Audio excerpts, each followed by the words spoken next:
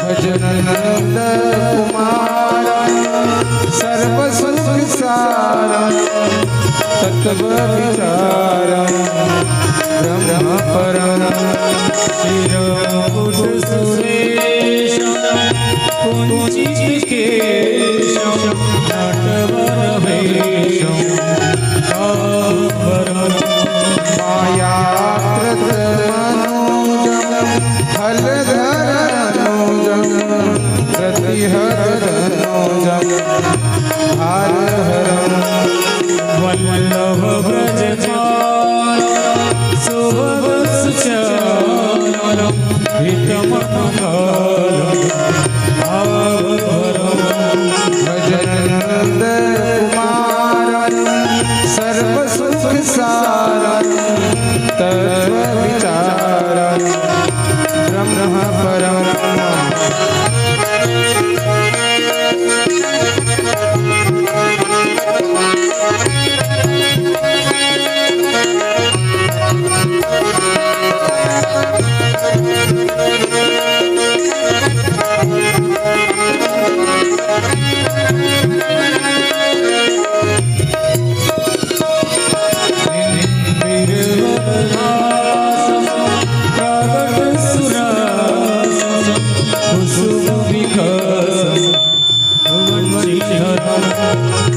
मन मत मान रूप विधान कृत कलकाल चित्त हरण कुंज निवास विविध भजनंद कुमार सर्व सुख सारा तत्व विचार ब्रह्म परम परम प्रवीण कालिक दीन भक्ताधीन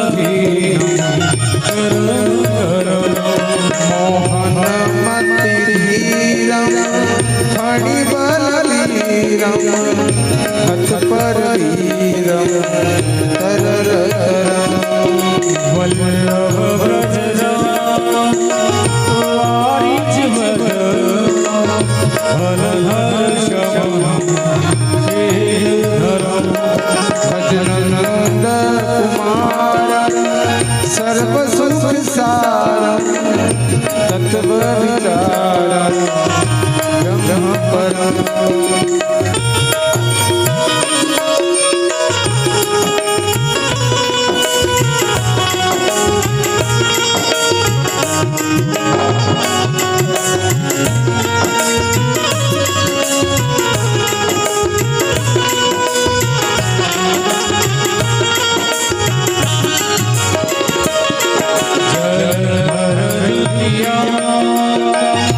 ललित रसिक गोकुल परिवार मदनाकार कुंज विहार गुणतर वल्लभ सुभग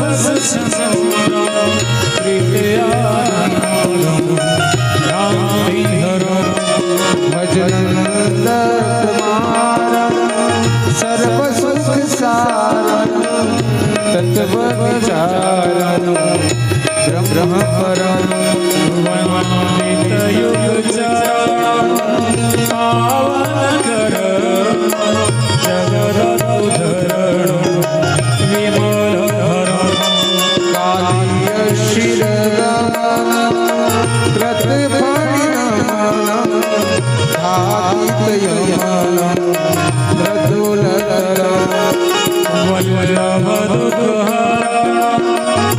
निर्मल चरण शरण शरण मुक्ति करण भजनंद कुमार सर्व सुख सारा तत्व विचार ब्रह्म परम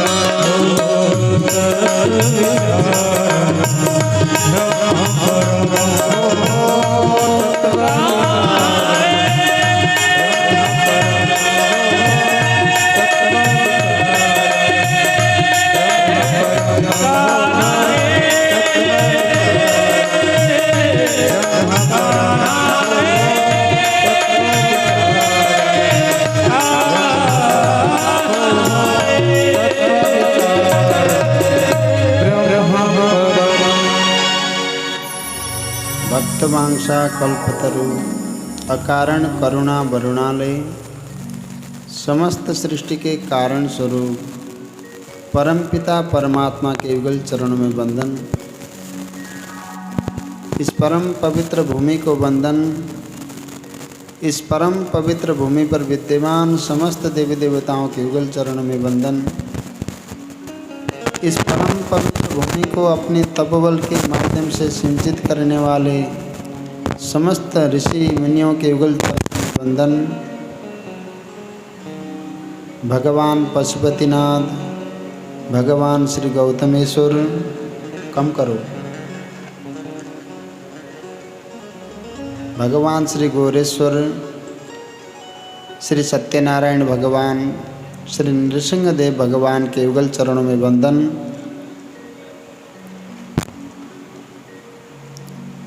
श्रीमद् भागवती दिव्य भाव में श्री सुखदेव जी, वेद व्यास जी, नारद जी, सनकादि ऋषि, विदुर मैत्रेय आदि समस्त महाभागवतों के युगल चरणों में वंदन। पूज्यपाद श्री स्वामी चैतन्य देव भगवान, पूज्यपाद श्री स्वामी प्रत्यक्षानंद जी महाराज, पूज्यपाद श्री स्वामी अष्टावक्र जी महाराज, श्री दंडी स्वामी जी महाराज, श्री भागवतानंद जी महाराज एवं पूज्यपाद श्री स्वामी नित्यानंद महाराज जी के युगल चरणों में वंदन। श्रीमद् भागवती ज्ञान गंगा के इस सप्तम दिवस के पावन पुण्य बेला पर उपस्थित विप्रश्रेष्ठ संकीर्तन मंडल, श्रद्धामयी मातृशक्ति एवं मेरे निज आत्मस्वरूप बंधुओं, सर्वप्रथम आप सबके हृदय पर विराजमान उस परम पिता परमात्मा को मेरी तरफ से सादर ओम नमो नारायणाय। जय श्री कृष्ण। श्रद्धेय सज्जनों, मनुष्य जीवन का परम कर्तव्य केवल भगवत प्राप्ति है और भगवान की प्राप्ति के लिए शास्त्रों में कहा कि जिन्होंने भगवान के चरणों का अनुसरण करते हुए,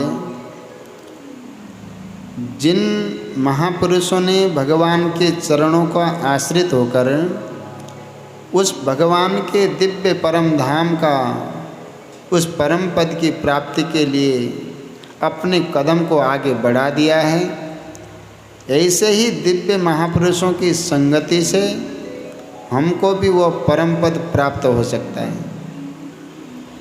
अन्य कोई मार्ग नहीं है। व्यसन में लगा हुआ व्यक्ति के साथ कर आप संगति करोगे तो आपको व्यसन में एक दिन अवश्य लगा देगा। इसी प्रकार से भगवान के परम रसिक संत जनों की संगति से आपका मन भी भगवत रसिक बन जाएगा। बड़ा ही दिव्य प्रसंग है। संतों के संगति से ध्रुव प्रहलाद के क्या दिव्य भाव हुई, आप सब ने श्रवण किया है। जिनका मन अहरनिश उस परमेश्वर भगवान के प्रति लगा हो, वही आपके मन को उस परमात्मा की तरफ मोड़ सकता है। परमात्मा की तरफ मोड़ने के पहले क्या करना पड़ेगा? अपने अभिमान का तिलांजलि देना होगा, अपने अभिमान को गलाना होगा। कल के प्रसंग को आपने सुना,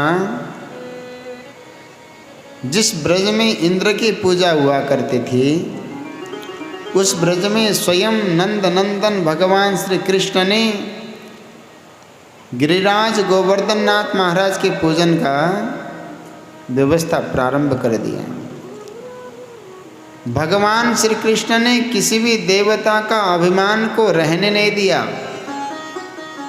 भगवान ने देवराज इंद्र की पूजा का विरोध करते हुए उस पर प्रतिबंध लगवाकर अपने गिरिराज गोवर्धन की पूजा करा दी, स्वयं पुजारी बने और पूजा करवा रहे हैं और स्वयं पूज्य बनकर पूज भी रहे हैं।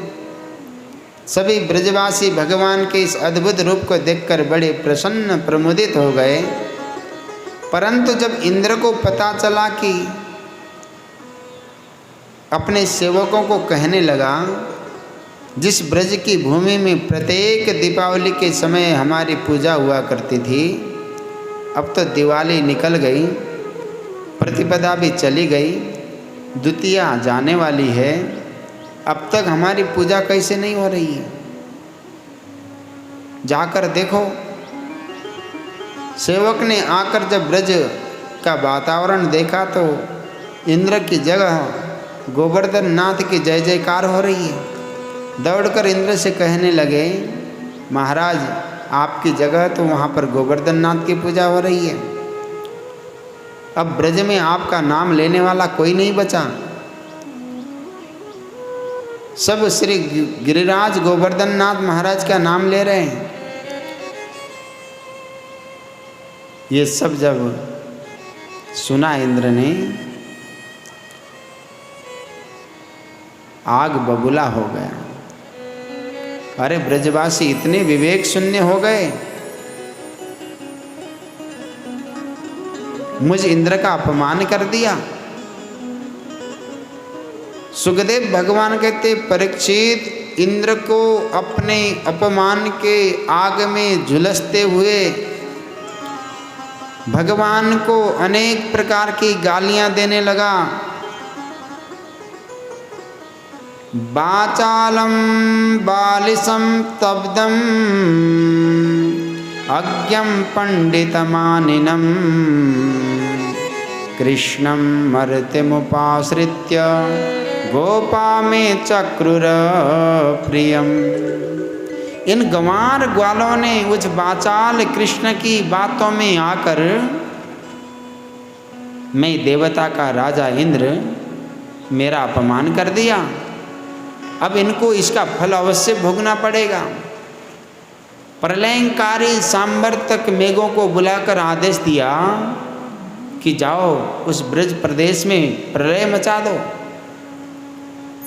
सब मेघ मंडल ब्रज मंडल के ऊपर गड़गड़ाने लगे, भयंकर बरसात होने लगी, अतिवृष्टि से सब ब्रजवासी कर्षित हो उठे। भयभीत होकर नंद नंदन श्री कृष्ण कन्हैया के पास आए। गोपा गोप्यस्य सीतार्ता गोविंदम शरणम ययो। गोपी ग्वाल शीत से पीड़ित होकर गोविंद की शरण में आए। हे गोविंद हमारी रक्षा करो। त्रातुर्मर्हस्य देवाना कुपिताद भक्तवत्सलः। हे भक्तवत्सल प्रभु, हे गोकुल के नाथ,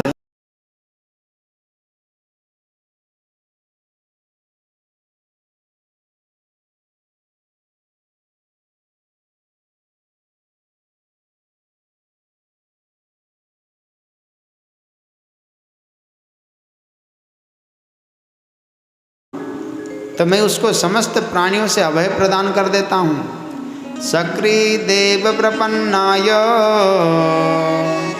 तवास्मीति च याचते अभयम सर्वभूतेभ्यो ददामे तद्व्रतम मम। जिसने एक बार भी कह दिया कि प्रभु मैं तो तुम्हारा हूँ, तो भगवान की प्रतिज्ञा है कि जिसने एक बार कह दिया कि हे प्रभु मैं तो आपका हूँ, तो भगवान कहते हैं ऐसे भक्त के लिए मैं क्या करता हूँ, चराचर जगत के समस्त भूतों से उसको अभय प्रदान कर देता हूँ। ये मेरा व्रत है। सज्जनों, संसार के मृत्यु से लेकर अनन्य भयों का जो भंडार लगा हुआ है, इस भय रूपी भंडार से मुक्त होना चाहते हो तो भगवान के चरणों के आश्रय में चले जाओ। बिना भगवान के चरण में आश्रित हुए जीव को कभी भी संसार के किसी भी भय से मुक्ति मिलने वाली नहीं है। भगवान नंद नंदन कृष्ण कन्हैया मन ही मन चिंतन करते, ब्रजवासी मेरे हैं, मेरे शरण में हैं, मुझे ही अपना नाथ मानते हैं, मैं ही एकमात्र इनका जीवन धन हूँ, इसलिए अब इनकी रक्षा मुझे करनी चाहिए। तस्मान् मच्छरणं गोष्ठं मन्नाथं मत्परिग्रहं गोपाय स्वात्मयोगेन स्वयं मे व्रत आहितः। मुझे अपने व्रत का पालन करने के लिए आज इन ब्रजवासियों की रक्षा करना परम आवश्यक है। भगवान बोले, ब्रजवासियों बिल्कुल घबराओ मत, जिस देवता ने अपनी पूजन कराया वही देवता तुम्हारी हमारी रक्षा करेगा। ब्रजवासियों को बुलाकर भगवान ने गोवर्धन की तलहटी पर ले आए। ब्रजवासी कहने लगा, अरे कन्हैया आप क्या करें? भगवान बोले, भगवान का ध्यान करो। ध्यान करने लगे। भगवान के लिए, ब्रजवासियों थोड़े से शांत हो जाओ, मेरे देवता ने मेरे कान में आकर कहा कि पानी ज़्यादा बरस रहा है तो मुझे उठा लो।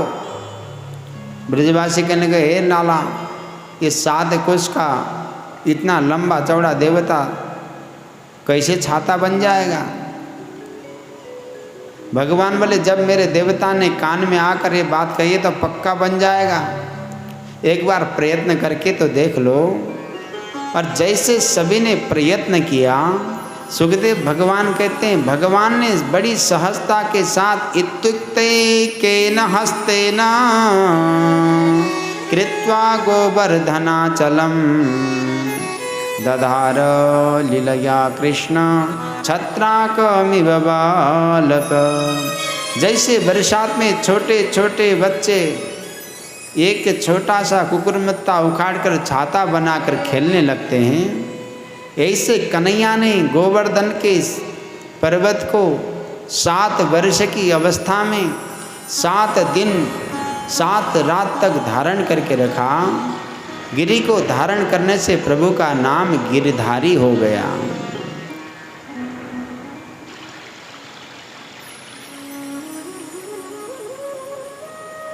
सात दिन तक धारण करके रखा। ब्रजवासियों ने देखा कि कन्हैया की छुटकी सी अंगुली में इतना बड़ा पर्वत। कन्हैया से कहने लगे, लाला 7 दिन तक हम इस गोवर्धन पर्वत को उठाकर देख रहे हैं, कभी ये कंधा दर्द करता है तो दूसरा कंधा लगा लेते हैं, दोनों कंधे दर्द करने लगे तो कभी सिर का टेका दे देते हैं, सिर भी दर्द करने लगे तो अपना लाठी लगा देते हैं, परंतु तो 7 दिन से एक कनिष्ठिका उंगली पर इतना बड़ा पर्वत उठाकर रखा है, जा थोड़ा सा आराम कर ले। कन्हैया ने कहा, नहीं नहीं, अगर अकेले तुम उठा पाओगे, मेरे बिना इसको संभाल लोगे? ब्रजवासी बोले, क्या तूने अकेले इसको उठा रखा है? हम सब क्या इतने डंडा लाठी लगा कर बैठे सब बेकार हैं? अरे जा जा आराम कर। कन्हैया ने कहा, ठीक है, तुम ही लोग संभाल लो पर्वत को। भगवान ने उस अपनी कनिष्ठिका उंगली को थोड़ी सी टेढ़ी करी, उसी समय सभी ग्वाल बालों के डंडे चटाचट बोल गए महाराज। सभी ग्वाल बाल कह रहे, कन्हैया संभालना संभालना। सबके पसीने छूट गए। भगवान ने ज्यों का त्यों हाथ कर लिया। ब्रजवासी बोले, गजब हो गया, इसकी उंगली में थोड़ी सी नीचे की तो डंडा चटाचट बोल गए, थोड़ा और नीचे करता तो हम ही लोग न जाने क्या बन जाते। इसकी उंगली में कौन सी जादू है, क्या ताकत है? चलो देखते हैं। सभी ने अपने आप उस पर्वत को छोड़ दिया, सभी ने अपने कंधों को बाहर कर लिया। सबने जैसे ही कंधे को बाहर निकाला, भगवान अकेले 7 कोस के गोवर्धन को जहाँ के तहाँ मात्र एक कनिष्ठिका पर स्थिर करके रखे। अब तो ब्रजवासियों के होश उड़ गए। भैया सोच रहे थे कि सब ने मिलकर इसको उठा रखा है, परंतु बात समझ में आ गई, हम तो फालतू के माटी के पुतले बनकर खड़े हैं, इसने अकेले इसको उठा रखा है। नंद बाबा से पूछने लगे, अरे नंद बाबा, तुझे हमारी सौगंध है, सच सच बताना, ये तेरा ही लाला है क्या? नंद बाबा बोलने लगे, क्यों भैया, तुम लोग कैसी बात करते हो, मेरा नहीं तो किसका लाला है? ब्रजवासी बोले, नहीं नहीं बाबा, बुरा मत मानना, हमारे खानदान में बड़े बड़े पहलवान हुए, परंतु तेरे जैसा, तेरे लाला जैसा कोई नहीं हुआ। को सप्ताह यनो बाला को महाद्री विधारणम ततो नो जागते शंका ब्रजनाथ तवात्मजे। बोलिए वृंदावन बिहारी लाल की। हे नंद बाबा, हमें तो शंका हो रही है, ये लाला तेरा नहीं, ये तो साक्षात भगवान है, या कोई बहुत बड़ा देवता है, ये साधारण मनुष्य तो बिल्कुल नहीं है। नंद बाबा घबरा गए, मेरे लाला को जबरदस्ती भगवान बनने में तुले हैं। हाथ जोड़कर बोले, ब्रजवासियों, एक रहस्य की बात मैं आपको बताऊं। एक दिन गर्गाचार्य जी घर चले आए, मैंने उनसे प्रार्थना की, मेरे लाला का नाम रख दो, बड़ी कृपा होगी। गर्गाचार्य जी ने मेरे लाला के बारे में बड़ी विचित्र विचित्र बातें कही। गर्गाचार्य जी ने कहा था, तेरे लाला का हर युग में जन्म होगा, ये भगवान के समान गुणवाला होगा, बड़े बड़े संकट से तुम्हारा लाला तुम सबकी रक्षा करेगा। भैया, बाबा की एक एक बात बिल्कुल पक्की निकली, परंतु मैंने बस एक ही बात समझी कि मैं दिन रात जिस नारायण की भजन करता हूँ, भजन करके हमेशा एक ही बात मांगता हूँ कि हे नारायण, मेरे लाला की रक्षा करना, मेरे लाला पर कृपा करना। तो मेरे भजन के प्रताप से नारायण आजकल मेरे लाला के ऊपर कुछ ज़्यादा ही प्रसन्न है। तो मेरे लाला के ऊपर नारायण की विशेष कृपा है, ये भगवान भगवान नहीं है, भगवान की कृपा इसके ऊपर विशेष है। ऐसा कहकर ब्रजवासियों को नंद बाबा समझा रहे हैं, पर ब्रजवासियों के मन में तो ये बात बैठ गई कि ये नंद का लाला बिल्कुल नहीं है। इंद्र ने आकर देखा कि ब्रज का क्या हाल है। 7 दिन तक मूसलाधार प्रलयंकारी मेघों ने बरसात की, परंतु जब ब्रज में आकर देखा तो गिरधारी बने गोविंद का दर्शन किया तो इंद्र के होश उड़ गए। महाराज मेघों से कहा, भाई पानी कहाँ गया? संवर्तक मेघों ने कहा, महाराज जितना था हमारे पास सब कुछ उड़ेल दिया। इंद्र ने कहा, भाग जाओ यहाँ से। मेघ मंडल पलायन कर गए।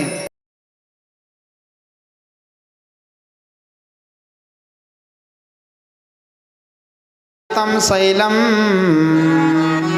स्वस्थाने पूर्ववत् प्रभु पश्यताम सर्वभूतानां स्थापयामास लीलया। खेल खेल में जैसे प्रभु ने गोवर्धन को उठाया था, उसी प्रकार से बड़ी सहजता से यथा स्थान में भगवान ने ज्यों का त्यों रख दिया। अब सब ब्रजवासी अपने घर को लौटे, पर सबके मन में एक बात आती है, कन्हैया हमारा भगवान है। बेचारे दूर दूर हाथ जोड़कर खड़े हैं। कन्हैया ने मुड़कर देखा, क्यों भाई ब्रजवासियों, सबके सब मेरे को हाथ जोड़कर क्यों खड़े हो? ब्रजवासी कान पकड़ने लगे। अरे कन्हैया, आज तक तो नंद का लाला समझकर तेरे साथ बहुत खेल रही है, जैसे चाहे बोल लिया, चाहे जिस प्रकार के व्यवहार कर लिया। हम तो सखा समझकर सब बातें कर रहे थे, पर आज पता चला कि तू तो भगवान है। अब आज के बाद तेरे साथ कभी खेलने वाले नहीं। न जाने भगवान का कौन सा अपराध हमसे बन जाए। अब तक की गलती माफ करना भैया, आज के बाद तेरे साथ कभी खेलने वाले नहीं। कन्हैया को लगा ये तो बहुत गड़बड़ हो गया। मैं इन ग्वाल बालों में गुप्त रहकर खेलने आया था, इन्होंने मुझे भगवान मान लिया तो सब गड़बड़ हो जाएगा। मैं इन ग्वाल बालों में गुप्त रहकर खेलने आया था। भगवान कहते, अरे ब्रजवासियों, तुमने मुझे भगवान कैसे मान लिया? ब्रजवासी बोले, भैया तो भगवान नहीं तो कौन है? तूने पैदा होने की देर नहीं हुई कि पुतना को मार दिया। हमने सोचा कि ऐसे ही तुझे लेकर भाग रही होगी, ठोकर खा के मर गई। जैसे तैसे अपने मन को समझाया, तूने एक लात में गाड़ी को उड़ा दी। हमने सोची आंधी तूफान आकर गाड़ी उड़ गई होगी। तृणावर्त को मारा, बड़े बड़े असुर तूने चुटकियों में मार दिए। हम बार बार अपने मन को जैसे तैसे समझा रहे थे, पर आज जब तेरी एक उंगली पर 7 कोस के गोवर्धन को देखा तो लाला, अब तो मन में कोई कसर नहीं, निश्चित तो भगवान है। ये भगवान के अतिरिक्त कोई कर नहीं सकता। कन्हैया वाले ब्रजवासियों, बावरे मत बनो। मैंने तो गोवर्धन को किस प्रकार से अकेले उठाया तुमको पता ही नहीं है। मैंने गोवर्धन नाथ देवता का जब ध्यान किया, गोवर्धन नाथ देवता ने मुझे एक मंत्र दिया। उस मंत्र के प्रभाव से तुम सबको मैंने देखा और तुम सबकी शक्ति मेरे अंदर समाहित हो गई और तुम सबकी शक्ति के माध्यम से मैंने एक उंगली पर 7 कोस के गोवर्धन नाथ को उठा लिया। ब्रजवासी भोले भाले, अरे ऐसी बात है, पहले बताना था, नहीं तो आज तो सचमुच तू नहीं बताता तो हम तुझे भगवान ही समझ लेते। भगवान अपनी गुणवत्ता को ब्रजवासियों के बीच में छुपा लेते हैं। कार्तिक शुक्ल प्रतिपदा के दिन गोवर्धन नाथ की पूजा हुई। द्वितीया को सबने भैया दूज का त्यौहार मनाया। तृतीया से नवमी पर्यंत 7 दिन तक इंद्र ने पानी बरसाया। दशमी तिथि में एकांत अवसर पाकर इंद्र ने आकर भगवान के चरणों में प्रणाम किया।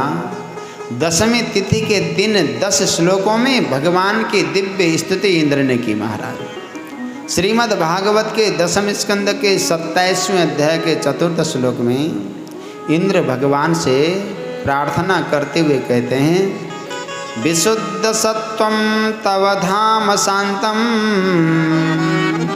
तपोमयं ध्वस्त रजस्तमस्कं मायामयोऽयं गुणसंप्रवाहो न वेद्यते ते ग्रहणानुबंधः। सच्चिदानंद भगवान की। इंद्र ने कहा, हे प्रभु, आप परम विशुद्ध सत्व में स्थित परम पुरुष भगवान श्री नारायण हैं। तमोगुण रजोगुण आपको छू भी नहीं सकते। ये त्रिगुणात्मक सारा प्रपंच आपकी माया के द्वारा प्रवाहित है। हे प्रभु, हम आपको प्रणाम करते हैं। आप जगत के पिता हो, गुरु हो, सारे जगत के मालिक हो। मेरे जैसे जगदीश मानियों का मान भंग करने के लिए आप अपनी स्वेच्छा से शरीर धारण करके प्रकट होते हो। हे प्रभु, मेरे अपराध को क्षमा करें, मुझ पर ऐसा अनुग्रह करें कि मेरी बुद्धि दोबारा इस प्रकार की न हो। मैं आपकी भगवत्ता को भूल न जाऊं और आपकी भगवत्ता को पहचानते हुए दोबारा अभिमानग्रस्त न हो जाऊं। ऐसा अनुग्रह करें। भगवान हंसकर कहते हैं, हे इंद्र, मैं जिससे बहुत प्रेम करता हूँ उसी का अभिमान तोड़ता हूँ। ये मेरा स्वभाव है। जो अभिमान से ग्रसित होकर मुझ परमेश्वर के प्रभाव को पहचानते नहीं हैं, उनके अभिमान को तोड़कर उन्हें शुद्ध मार्ग दिखाने के लिए मेरे क्रोध में भी उन पर कृपा ही छुपी रहती है। मामैश्वर्य श्रीमदांदो दंड पाणिर्न पश्यते तम भ्रंशयामि संपदभ्यो यस्य चेच्छाम्यनुग्रहम्। बोलिए वृंदावन बिहारी लाल की। भगवान ने कहा, जिसके ऊपर मैं अनुग्रह करना चाहता हूँ उसी का अभिमान तोड़ता हूँ। अरे देवराज, जाओ, तुम्हारा कल्याण हो। अभिमान से रहित होकर अपने अधिकार को स्वीकार करो। सज्जनों, संसार के समस्त पदार्थ भी आपको मिल जाएं, संसार के सबसे सुंदर सुंदर वस्तु भी आपको मिल जाए, चाहे रूप हो, रंग हो, वस्तु हो, पदार्थ हो, पद हो, सब कुछ आपको मिल जाए, स्वीकार करो, परंतु अभिमान रहित होकर स्वीकार करो। जिस जीव के अंदर अभिमान नहीं है, जिस जीव के अंदर अहंकार नहीं है, वही जीव इस भवसागर में अपने आप को भगवान का समझकर सहजता से नौके की तरह पार कर सकता है। इस संसार में डूबने के दो ही कारण हैं, अहंकार विमूढ़ात्मा कर्ता हम मिति मन्यते। अहंकार और अभिमान से ही इस भवसागर की गहराई में डूबा जाता है, और जिस जीव के अंतर्मन से अभिमान और अहंकार समाप्त हो गया, संसार के समस्त पदार्थ मिलने के बाद में भी अनासक्त भावेन इस संसार में जिस प्रकार से सागर में, नदियों में नाव चलते हैं, इसी प्रकार से वो भी भवसागर के ऊपर ऊपर से पार कर जाता है। बड़ी सुंदर स्तुति की। भगवान ने कहा कि अभिमान रहित होकर अपने अधिकार का स्वीकार करो। सुरभि गौ माता ने दुग्धाभिषेक करके भगवान की सुंदर मधुर स्तुति की। कहा, प्रभु हम गायों के नाथ तो आप ही हो। इंद्र ने और गौ माता कामधेनु ने मिलकर आज भगवान को गोविंद नाम दिया। अहम इंद्रो हि देवानां त्वं गवाम इंद्रताम गतः गोविंद इति लोके त्वां गास्यन्ति भुवि मानवः। इंद्र क्षमा याचना करते हुए प्रस्थान कर गए। दशमी को इंद्र गए। अब दूसरे दिन एकादशी आई। नंद बाबा एकादशी में निर्जला व्रत रखते हैं। एकादश्याम निराहार समाभिर्च जनार्दनम स्नातुम नंदस्तु कालिंद्या द्वादश्याम जलमाविश। सच्चिदानंद भगवान की। नंद बाबा एकादशी के दिन बिल्कुल निराहार रहते हैं। उस दिन भगवान की विशेष पूजा करते हैं। 1000 तुलसी दल से अपने जनार्दन प्रभु की अर्चना करते हैं। पूजा पाठ करके एकादशी का व्रत तो आनंद से किया नंद बाबा ने, परंतु रात को 12 बजे नंद बाबा को भ्रम हो गया कि ब्रह्म बेला हो गई। आधी रात में ही स्नान करने पहुंच गए। आधी रात को जलाशयों में स्नान करना वर्जित है। क्यों? जलादिदेव वरुण उस समय विश्राम करते हैं। पर जैसे ही जल में प्रवेश किया नंद बाबा ने, वरुण के दूत नंद बाबा को पकड़कर वरुण लोक ले गए। 1-2 ग्वाला जो उनके संग थे, उन्होंने बाबा को यमुना जी में डुबकी मारते देखा, पर जब बड़ी देर हो गई बाहर नहीं निकले तो बेचारे डर गए। दौड़े दौड़े आए, अरे कन्हैया, नंद बाबा तो यमुना जी में डूब गए। सुनते ही भगवान दौड़े दौड़े आए, यमुना जी में डुबकी मारी और यमुना जी के मार्ग से भगवान वरुण लोक पहुंच गए। और वहाँ देखा कि नंद बाबा बंधे पड़े हैं, वरुण सिंहासन पर डटे हैं। वरुण ने प्रभु का दर्शन किया, तुरंत खड़े होकर स्वागत करने लगे। अद्य में निवृतो देहो दैवार्थोधिगत प्रभो त्वदपाद भाजो भगवन् नवापो पारमोध्वनः। सच्चिदानंद भगवान की। अरे महाराज, हम शरीरधारियों का जीवन धन्य हो गया। आपके पाद पद्म हमारे इस लोक में पधारे। कहिए प्रभु, यह अचानक आपका आना कैसे हुआ? भगवान बोले, अरे वाह, हमारी महिमा का गान कर रहे हो और हमारे पिताजी को ही बांध कर पटक दिया।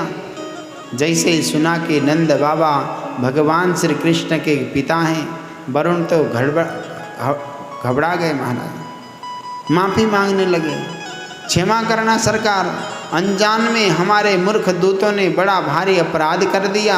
अजानता मामकेना मूढ़े ना कार्य वेदिना आनी तोयम तव पिता तद भवान क्षन्तुमर्हति। प्रभु हमारे अपराध को क्षमा करें, अनजाने में भूल हो गई। प्रभु कहने लगे कोई बात नहीं, जो होना था सो हो गया, अब मेरे बाबा को मुक्त करो। वरुण ने तुरंत नंद बाबा को बंधन मुक्त कर दिया, बार बार माफ़ी मांगते हुए विदा किया। भगवान अपने बाबा को लेकर बाहर निकले, तब तक वृंदावन में हल्ला मच गया। तमाम ब्रजवासी आ गए। जैसे ही नंद बाबा बाहर निकले, सभी ग्वाला घेर कर खड़े हो गए। अरे बाबा, इतनी बड़ी डुबकी लगा दी, इतनी लंबी समाधि लग गई। नंद बाबा बोले मत पूछो ब्रजवासियों, आज तो गजब हो गया। अरे भैया, मुझे कोई समय का खबर नहीं था, आधी रात को चला गए यमुना जी में स्नान करने, परंतु जैसे ही डुबकी मारी उसी समय तमाम हट्टे कट्टे युवक आ गए और मुझे दबोच कर भीतर ले गए। जैसे भीतर पकड़ कर ले गए तो न जाने कहाँ से वहाँ पर मुझे बांध कर पटक दिया। उनका एक बड़ा भारी राजा वहाँ दिखाई पड़ रहा था। मैं उसको कुछ बोल नहीं पाया। तब तक मेरा कन्हैया घूमते हुए आ गया। न जाने मेरे कन्हैया से उनकी कौन सी रिश्तेदारी निकल पड़ी। सभी मेरे कन्हैया के पाँव में लोट पोट होकर दंडवत करने लगे। उन सब के राजा मेरे कन्हैया का हाथ पकड़कर सिंहासन पर बैठाकर बड़ी बड़ी दंडवत करने लगा, बड़ी महिमा गाने लगा। सभी इसके हाथ जोड़कर दंडवत कर रहे थे और मेरे लाला ने कहा कि ये मेरे पिताजी हैं। मुझे दिखाकर जैसे कन्हैया ने कहा कि ये मेरे पिताजी हैं तो सबके होश उड़ गए। सभी मेरे पाँव में लोटपट हो गए। बड़े आदर के साथ मुझे विदा किया। फिर सब ने माफ़ी मांगी। अब तो सभी ग्वाल बाल कानाफूसी करने लगे, कुछ भी हो जाए, अब हमें तो पक्का विश्वास हो गया कि अपना कन्हैया साक्षात भगवान है। देखो तो सही कैसे कैसे देवता इसके पाँव में गिरते हैं। एकांत में सभी ग्वाल बाल कहने लगे, कन्हैया तुझे आज हमारी सौगंध है, तो झूठ मत बोलना, तो सच सच बोल, तू भगवान है क्या? कन्हैया फिर बड़ी जोर से हंसने लगे। ब्रजवासियों, तुम लोग क्यों मेरे हाथ धोकर पीछे पड़े हो और क्यों जबरदस्ती मुझे भगवान बनाने के लिए तुले हो? ब्रजवासी बोले, देख कन्हैया, तू भगवान है तो बता दे चुपचाप हमको, हम किसी को नहीं बताएंगे। भगवान बोले, अच्छा एक बात बताओ ब्रजवासियों, यदि मैं भगवान हुआ तो तुम क्या करोगे? ब्रजवासी कहते, हमें कुछ नहीं लेना देना, तू बने रहे भगवान। हम तो एक ही छोटी सी इच्छा है कि तू सचमुच भगवान है तो तू इतना बता दे तेरा बैकुंठ कैसा है। बस एक बार अपना बैकुंठ हमको दिखा दे और हमें कुछ भी नहीं चाहिए। भगवान कहते हैं, मैं भगवान हूँ कि नहीं इस झगड़े में मत पड़ो, तुम्हें बैकुंठ देखना है तो मैं दिखा सकता हूँ, आओ मेरे संग। सभी ग्वालों को लेकर भगवान ब्रह्म कुंड में गए। कहा, ब्रजवासियों स्नान कर लो, अगर तुम्हें बैकुंठ चलना है तो इस कुंड में डुबकी मारो। इतना सुनते ही सभी ग्वाला ब्रह्म कुंड में डुबकी लगाने लगे। सुखदेव भगवान कहते, परीक्षित, जैसे ही ग्वाल बालों ने डुबकी मारी, ते तो ब्रह्मऋतं नीता मग्नाः कृष्णेन चोद्धता ददिर्षुर्ब्रह्मणो लोकं यत्रा क्रूरोध्यगात् पुरा। जैसे ही ब्रजवासियों ने डुबकी मारी, सबके सब डुबकी लगाते ही दिव्य बैकुंठ में पहुंच गए, जहां पर सबके सब चतुर्भुज रूपधारी नारायण के सदृश हैं। जो यमुना के भीतर अक्रूर जी को दिव्य लोक का दर्शन कराया था, वही भगवान ने सारे ब्रजवासियों को आज करा दिया। ब्रजवासी आपस में काना फूसी करने लगे, क्यों रे अपन कहाँ आ गए? यहाँ तो देखो चारों तरफ चारों हाथ वाले दिख रहे हैं। एक बोला कि हम लोग बैकुंठ में खड़े हैं शायद, तो ये है बैकुंठ, तो अपने बैकुंठ में कन्हैया कहाँ है, पता लगाओ। आगे गए, एक भगवत पार्षद मिला, उसको नमस्कार किया, प्रणाम किया, उसने चुप कर दिया, मौन मास्ताम, अपना मौन चल रहा है। अब वहाँ कोई किसी को राम राम प्रणाम न करे महाराज। दूसरा वाला, यहाँ अपनी भाषा कोई समझ नहीं रहा होगा, हर क्षेत्र में अलग अलग भाषा होती है, अलग अलग शिष्टाचार होता है, जैसा देश वैसी परंपरा वैसी भाषा। ब्रजवासी बोले अपनी भाषा यहाँ कौन समझेगा, जब अपनी भाषा कोई नहीं समझेगा तो अपने यहाँ क्यों घूमें, अपना कन्हैया कहाँ है ढूंढते हैं। एक बोला देखो देखो वो सिंहासन पर बड़े भारी नाग के ऊपर कौन बैठा है, इसकी शक्ल सूरत तो बिल्कुल हमारे कन्हैया की जैसी लग रही है। दूसरा कहता है मैं पक्का कह सकता हूँ यही अपना कन्हैया है, चलो चलकर बात करें। जैसे ही ब्रजवासी दौड़ने लगे, सज्जनों सैनिकों ने रोक दिया, सावधान, यहाँ से आगे कोई जा नहीं सकता, स्तुति पूजन जो कुछ भी करना हो यहीं से करो, इस सीमा से आगे कोई भी नहीं जा सकता। ब्रजवासी बेचारे दूर से ही हाथ जोड़कर दंडवत प्रणाम करने लगे।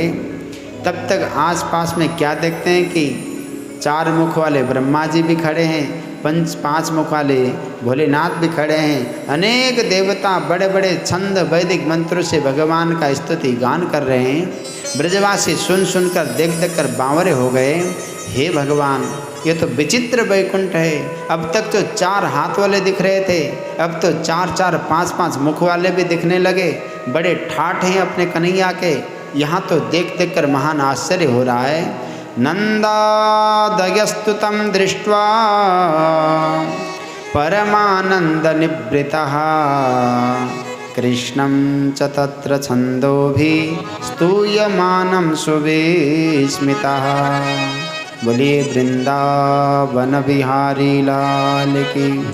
भगवान श्री कृष्ण के इस वैदिक मंत्रों से देवताओं के द्वारा की गई स्थिति को देख सुनकर नंदादि ब्रजवासियों के आनंद का पारावार नहीं रहा, आश्चर्य का ठिकाना नहीं रहा।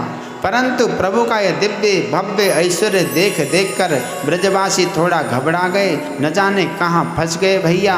कोई किसी से बात नहीं करता, ये हमारी भाषा इनकी समझ में नहीं आती है, ये क्या बोल रहे हैं, ना हमारे पल्ले पड़ रहा है, हम जो पूछना चाहते हैं इनके पल्ले नहीं आ रहा है।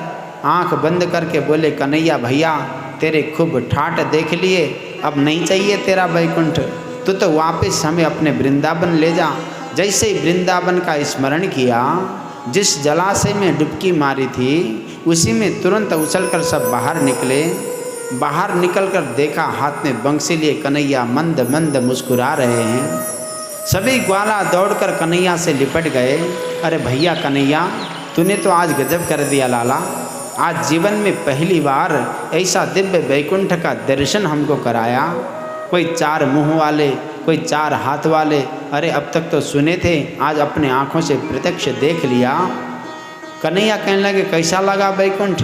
ब्रजवासी बोले भैया तेरे वैकुंठ का क्या कहना, आनंद ही आनंद है, तेरे तो बड़े गजब के ठाठ हैं। जब 1000 फन वाले के ऊपर तू सो सकता है तो ये 100 फन वाले के ऊपर नाचने में तुझे क्या दिक्कत आएगी? परंतु एक बात जरूर कहनी पड़ेगी कन्हैया, तू बुरा मत मानना, तेरे वैकुंठ में चाहे जितना सुंदर तेरा वैकुंठ है, पर हमारे वृंदावन जैसा आनंद वहाँ नहीं है। सबसे बड़ी कसर तो यह है कि कोई किसी से राम राम तक नहीं करता, तेरे बगल में कोई जा नहीं सकता, कोई ठीक से तेरे से बात नहीं कर सकता, तेरे साथ बैठ न सके, तेरे साथ खा न सके, उस वैकुंठ का हम क्या करेंगे? अरे कन्हैया उससे तो अच्छा वृंदावन लाख गुना अच्छा है। तेरे साथ खूब कबड्डी खेलें, खूब कुश्ती लड़ें, प्रेम से तेरे साथ खाएं, तेरे साथ खेलें कूदें, और आनंद तेरे साथ खेलने कूदने को जो ब्रज में मिलता है वो तेरे बैकुंठ में कहाँ मिलता है। तो अपना बैकुंठ अपने पास रख। हमारा तो वृंदावन तेरे बैकुंठ से ही लाख गुना सुंदर है, बढ़िया है। भगवान के उस दिव्य ऐश्वर्य पूर्ण स्वरूप का दर्शन करने के बाद अब सुखदेव भगवान के दिव्य महाराज में प्रवेश करते हैं। आइए हम आप भी मन को लगाकर महाराज में समर्पित करें। भगवान पिता रात्रे शरदोत्फुल्ल मल्लिका दीक्षिरन्तो मनश्चक्रे योग माया मुपाश्रितः। बोले सच्चिदानंद भगवान की। शरद पूर्णिमा की रात्रि में मल्लिकादिक पुष्पों से बड़ी विभूषित हो रही है। चांदनी की शोभा चारों तरफ छिटक रही है। पूर्णिमा तो वैसे ही सुंदर होती है। उस शारदीय सौंदर्य को देखकर आज माधव के मन में ब्रज बामाओं से विहार करने का संकल्प उठा। वैसे तो भगवती श्रुति परमात्मा को बिना मन का कहती है। जब तक मन नहीं तब तक संकल्प विकल्प आ नहीं सकते। इच्छाएं तो मन में होती हैं। आज भगवान के भीतर मन जगा और मन में संकल्प उठा। संकल्प भी ब्रज मामाओं से विहार करने का ये जागृत हो गया। अब तक तो गोपियां ही गोविंद से मिलने के लिए लालायित रहती थीं, पर आज तो चमत्कार हो गया। गोपियां अपने अपने घर का काम कर रही हैं। गोविंद के मन में उनसे मिलने की उत्कंठा जागृत हो रही है। ये गोपियों के प्रेम की सफलता है। अपनी योग माया कृपा शक्ति श्री किशोरी श्री राधा रानी का स्मरण करके भगवान नंद नंदन ने आज बड़ी प्यारी बंसी बजाई। गोपियों को याद आई तो गोपियों को बुलाने के लिए भगवान ने बंसी बजाया। बंसी की तान जहाँ गोपियों के कान में पड़ी, अपने शरीर का भान भूलकर सभी ब्रजबामाएँ गोविंद की बंसी के साथ खींची चली आईं। निशम्य गीतम तदनंग वर्धनम ब्रज स्त्रिय कृष्ण गृहीत मानसः आजग्मुरन्योन्यमनिरीक्षतोद्यमः सयत्र कांतो जबलोलकुंडला। उस मधुर गीत को जब गोपियों ने सुना, बंसी तो 2 बार बजी सज्जनों, पर दोनों का परिणाम भिन्न भिन्न था। पहले बंसी बजी तो उस समय सुखदेव जी ने संकेत दिया, इति वेणुरवम राजन सर्वभूत मनोहरम। प्राणी मात्र भगवान के उस वेणुरव से मोहित हो गया। पाषाण भी द्रवीभूत हो गए, यमुना की धारा भी स्तब्ध हो गई, सारा त्रिभुवन मोहित हो गया। परंतु आज ऐसा कुछ भी नहीं हुआ। रास बिहारी ने जब महाराज करने के लिए बंसी बजाई तो जगऊं कलम बाम दृशाम मनोहरम। इस बंसी को केवल ब्रज की गोपियों ने सुना। ब्रज गोपियों में भी जिनका चीर हरण भगवान ने कर लिया था, जिन्हें महाराज में आने का निमंत्रण और वचन भगवान दे चुके थे, उन्हीं गोपियों ने बंसी को सुनी। और ये चीर हरण है क्या? परमात्मा के दिव्य रस के रसास्वादन का अधिकार है चीर हरण। चीर हरण हुए बिना महाराज में गति नहीं है। जब तक जीवात्मा और परमात्मा के बीच में सूक्ष्म आवरण माने माया है, जब तक ये हरि न चुरा लें तब तक जीव उस दिव्य रस का अधिकारी बन नहीं सकता। प्रिया प्रीतम के बीच में घूंघट का जो माया रूप पट पड़ा है, इसी का हरण करते हैं हरि। और घूंघट का पट भी तो प्रियतम ही उगाड़ते हैं। सोई जानई जेहि देहु जनाए जानत तुमहि होई जाई। जिसे अपना रस देना चाहते हैं उसी की आँखों से माया का घूंघट प्रभु उठा देते हैं। ब्रह्मविद ब्रह्मैव भवति मुंडकोपनिषद। जहाँ उस ब्रह्म का अपरोक्ष साक्षात्कार हुआ, उस दिव्य रस का एक बार रसास्वादन हुआ, वो महाराज का परम पात्र बन जाता है। नैयायिक लोग मंगलाचरण करते हैं। नूतन जलधर रुचय गोप वदुट दुकुल चौराय तस्मै कृष्णाय नमः संसार महिरुवस्य विजाय। गोप बदुटियों की दुकुल की वस्त्र की चोरी करने वाले श्री कृष्ण को हमारा नमस्कार है।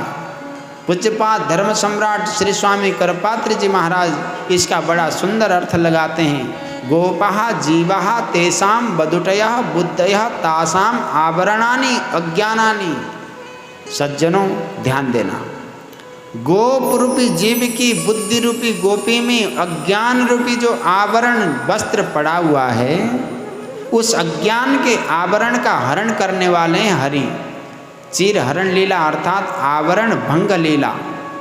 एक बार जिसका आवरण हरण हो गया वो फिर ये जीव संसार में भले ही रहे पर संसार की माया उससे प्रभावित नहीं कर सकती। माया में रहकर भी माया से जो निर्लिप्त रहे उसी का नाम महात्मा है। तो गोपियाँ अब संसार में तो हैं परंतु संसार के व्यवहार भी कर रही हैं। सब कुछ करते हुए भी गोपियाँ महात्मा हैं। महात्मा का स्वरूप है जो तिनके की तरह संसार को त्याग दे, तनिक भी किसी वस्तु में आसक्ति न रखे महाराज, उसी का नाम महात्मा है। आज गोपियाँ महात्मा ही तो बन गई। इसलिए तो कन्हैया की बंसी का तान उनके कान में पड़ा तो सारे जगत व्यवहार को तिनके की तरह त्याग करके गोपियाँ जा रही हैं। सुखदेव भगवान कहते परीक्षित आज गोपियों की वही स्थिति हो गई। बंसी सुनी सब भाग खड़ी हुई। एक गोपी गैया दो रही थी, जहाँ बंसी उसके कान में पड़ी दोहनी को वहीं पटका और सीधे भाग चली गई। एक गोपी चूल्हे पर बैठी हलवा बना रही थी, जहाँ बंसी सुनी तो करछली हाथ में लिए चल पड़ी महाराज, कढ़ाई को चूल्हे पर ही छोड़ दिया। एक गोपी अलंकार धारण कर रही थी तो नाक की नथनी को कान में लटका के चल पड़ी। एक गोपी कपड़े पहन रही थी, उल्टे सीधे कपड़े पहनकर चली गई। एक गोपी अंगराग लेपन कर रही थी, जहाँ बंसी उसके कान में पड़ी, जो अंगराग जहाँ लगा था उसे वैसा ही लगाकर छोड़ दिया। आँख में काजल लगा रही थी, बंसी सुनाई पड़ी तो दूसरी आँख में बिना काजल लगाए ही चल पड़ी। लिम्पन्ते प्रमिजन्त्योन्यां अंजन्त्य काश्चलोचने व्यत्यस्तवस्त्राभरणा काश्चित् कृष्णान्तिकं ययो तावार्यमाणा पतिभे पितृवे भ्रातृबन्धुवे गोविन्दा परितात्मानो न निवर्तन्त मोहिता। बोलिए वृंदावन बिहारी लाल। गोविंद से मिलने के लिए जब गोपियां भागी तो बहुतों ने रोकने की चेष्टा की पर रोक नहीं सके महाराज। गंगा की धारा गोमुख से जब निकलती है तो अपने प्रियतम प्रेमास्पद सागर को पाकर ही विश्राम लेती है। छोटा मोटा पत्थर यदि रुकावट बने तो वेग से बहाकर साथ ले जाती है। बड़ा पहाड़ यदि सामने आ जाए तो अपनी दिशा बदलकर चली जाती है। परंतु गंगा का लक्ष्य तो सागर को प्राप्त करना है, किसी से टकराना नहीं है। उसी प्रकार ब्रजबामाएँ दौड़ती भागती चली जा रही हैं, किसी के रोके रुकती नहीं, क्योंकि बंसी का तान सुनाकर गोविंद ने सबके मन को अपहरण कर लिया। कन्हैया अच्छी बजाई तूने बांसुरी, कन्हैया अच्छी बजाई तूने बांसुरी, बांसुरी बांसुरी मारे ही बड़ा, मारे ही बड़ा तूने अच्छी बजाई तूने बांसुरी, मारे ही बड़ा तूने